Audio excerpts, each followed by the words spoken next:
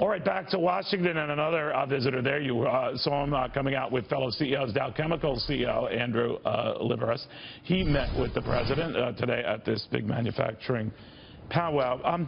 Andrew, you were encouraged, I know you said, about a lot of things you heard out of this president. I guess things have come a long way from the views you had of him about a year ago, and I know you were commenting in the aggregate about the American election cycle, saying that at the time, about a year ago, knee-deep in these primaries, it was bringing us the Kardashian presidency. You weren't referring to Donald Trump by name, but you were saying that the process itself was kind of crazy. And here we are, the winner of that craziness. How are you getting along with him now? How do you find what he's doing now? Well, we're getting along absolutely very, very well.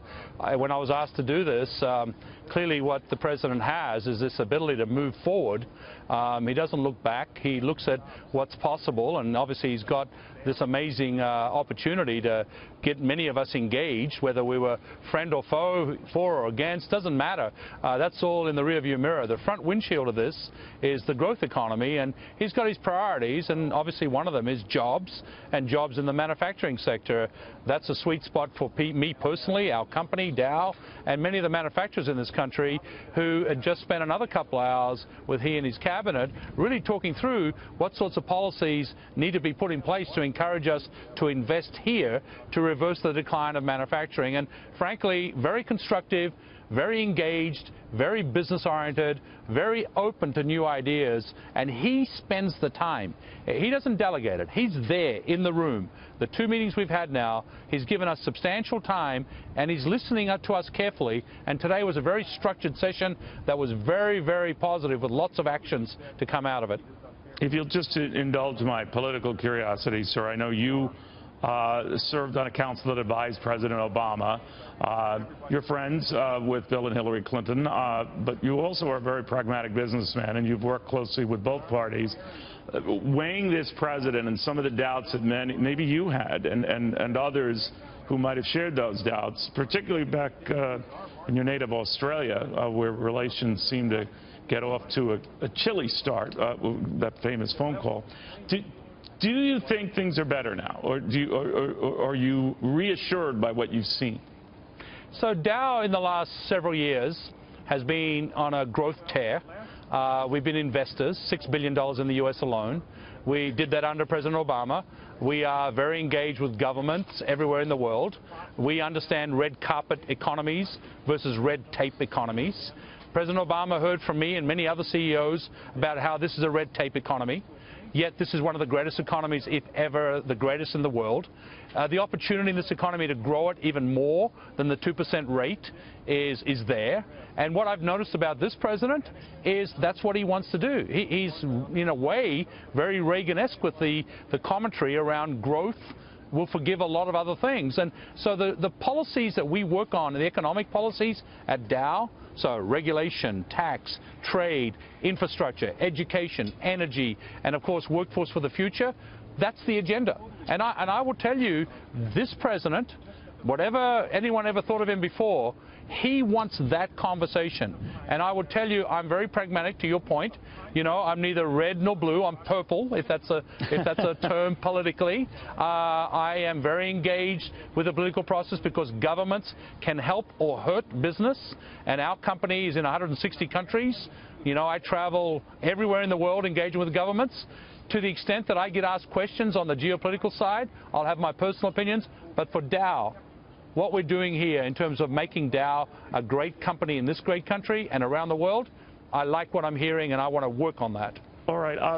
Where do things stand? I know you've been waiting for official word from European regulators on your merger with DuPont. I assume that's still looking like a go?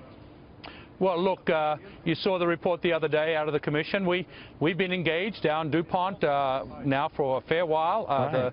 The last month or so has seen significant progress. We are very, very, very much in the thinking that this will close in the first half and sometime in the late second quarter, but we are definitely encouraged by what's going on in our conversations with the EC. All right. Separately, sir, you know, you've been on a tear earnings-wise, too, 17th consecutive quarter of improving operating earnings per share. Your sales have been going up, but you've been very cognizant of the bottom line. And over the summer and back-to-back months, you announced better than 4,000 layoffs. You've committed recently to some U.S. expansion here, but you haven't delineated that how much. And I'm wondering, when you meet with the president or discuss this with the president, does he kind of, you know, bend you a little bit to say, hey, cool it on those layoffs, see what you can do to mitigate that? What? Well, the layoffs you're referring to is our integration after we acquired Dow Corning. So we have very simple explanations, which is back office, shared services, those sorts of jobs are disappearing, but the jobs that are reappearing are the ones that we're investing in and are growing. So I haven't had that conversation with the president, but if asked, it's very simple. I'm putting in place STEM jobs, R&D jobs. We announced this new R&D center in Michigan. We've got more of those sorts of jobs. So net, are these, I guess I'm confused, sir, these are new jobs that when all is said and done, whatever the losses that you had here, is this overlap with the Dow Corning, that this is, you're going to have net more people than you did before? Yeah, look, I've been CEO over a dozen years.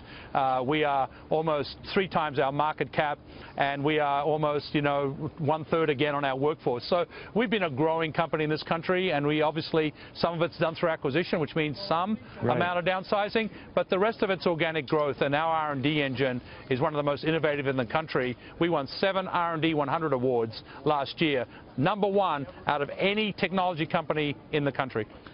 Real quick, because I know you have to go.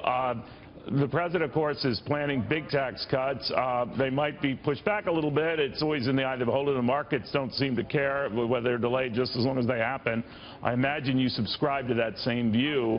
And I'm wondering whether it makes a difference to you whether the corporate tax rate being bandied about 20% on the Hill, the president, we're told, wants 15%, but you could live with 20%. Well, look, we would love 20%. We'd love 15% even more. We are proactive investors because we're an energy value adder, so the natural gas prices here help us a lot.